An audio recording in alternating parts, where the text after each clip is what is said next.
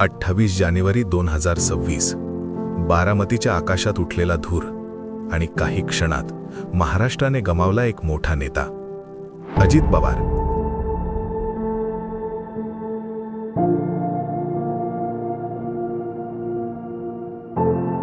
अपघात झाल्यानंतर तपास सुरू झाला, पण एका घरात, एका कुटुंबात आणि हजारो कार्यकर्त्यांच्या मनात एकच प्रश्न घुमत राहिला, हा अपघात आहे की घातपात? आणि इथून सुरू झाला एक संघर्ष।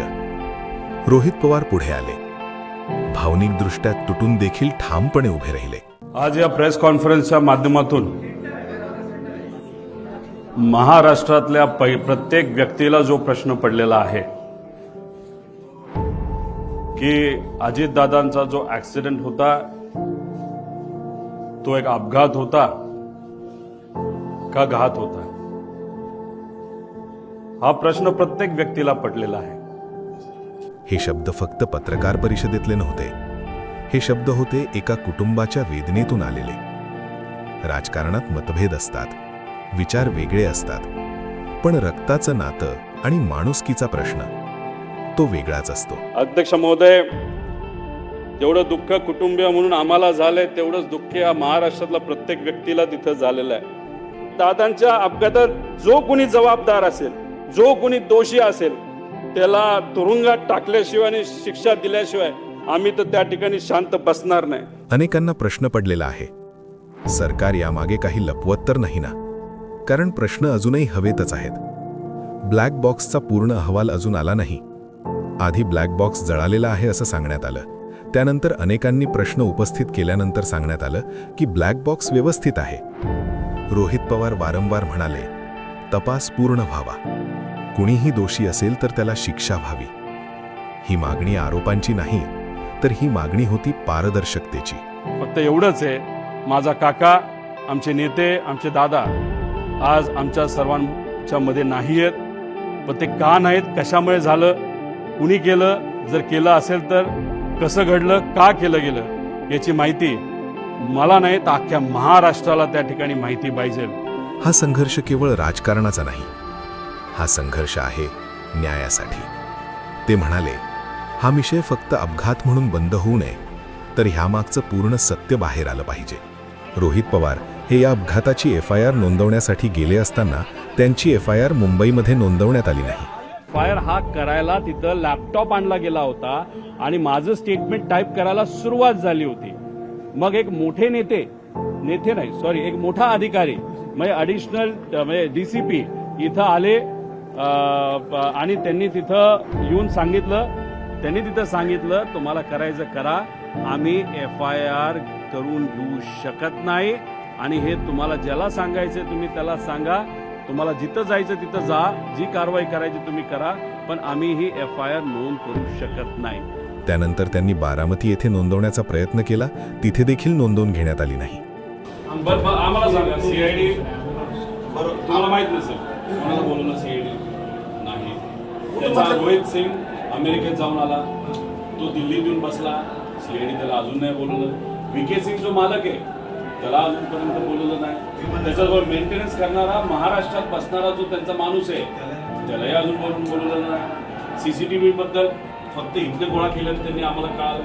त्यानंतर तिथं जो जे 2 येणार होते कॅप्टन पायलट, ते अचानक कॅन्सल झाले। का झाले त्यांना अजूनपर्यंत बोलवलं नाही, त्यांना नोटीस नाही। असं काय कारण आहे की पोलीस FIR नोंदवून घेऊ शकत नाहीत? असा सवाल राज्यातील जनता, विरोधक आणि रोहित पवार विचारत आहेत। पोलिसांवर प्रचंड दबाव आहे असं रोहित पवार वारंवार सांगत आहेत। रोहित पवार म्हणतात, हा राजकीय मुद्दा नाही, हा सत्याचा मुद्दा आहे आणि इथेच हे प्रकरण गंभीर आहे असं वाटत आहे।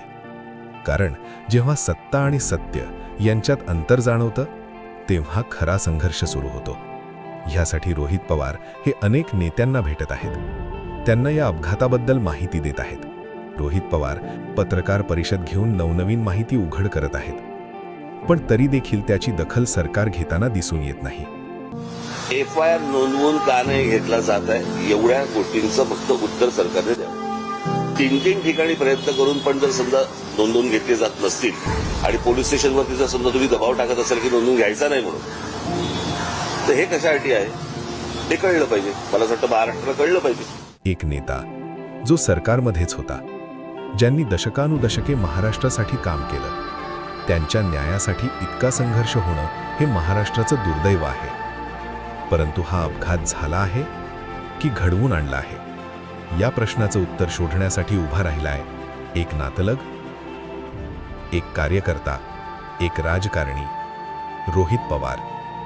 रोहित पवारांचा संघर्ष हा फक्त कुटुंबासाठी नाही, तो आहे लोकशाहीचा विश्वास टिकवण्यासाठी. न्याय म्हणजे केवळ शिक्षा नाही, न्याय म्हणजे सत्य समोर येणं. जर तपास पारदर्शक असेल तर लोकांचा विश्वास वाढतो. जर प्रत्येक प्रश्नाचं उत्तर मिळालं तर अफवा थांबतात. पण इथे प्रश्नांची उत्तरं न मिळता त्याचं उत्तर लपवण्याचा प्रयत्न सरकारकडून होताना दिसत आहे. आणि म्हणूनच रोहित पवार यांचा हा संघर्ष चालू आहे, शांतपणे, संयमाने, पण ठामपणे. आज प्रश्न असा नाही की कोण चूक आणि कोण बरोबर. प्रश्न असा आहे, सत्य किती लवकर आणि किती स्पष्टपणे समोर येईल. रोहित पवारांचा हा लढा कदाचित राजकीय असेल, कदाचित वैयक्तिकही असेल, पण तो नक्कीच न्यायासाठी आहे.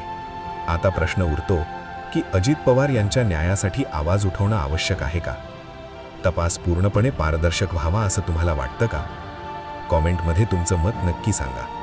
कारण लोकशाहीत प्रश्न विचारणं गुन्हा नसतो, तर तो हक्क असतो. जे दादा महाराष्ट्राला न्याय द्यायचे, जे दादा पोलीस खाते सगळ्यांसाठी झटायचे, आज त्या दादांना तुम्ही न्याय देत नाही. काही उपयोग नाही रे. राजकारण लय वंगाळ आहे. आता काय सांगायचं, पण आता काय, तुम्ही धंदा पाणी करा, मस्तपैकी राहा, मुलाबाळांना चांगलं शिकवा, निर्व्यसनी राहा. मी पुन्हा पुन्हा सांगतोय.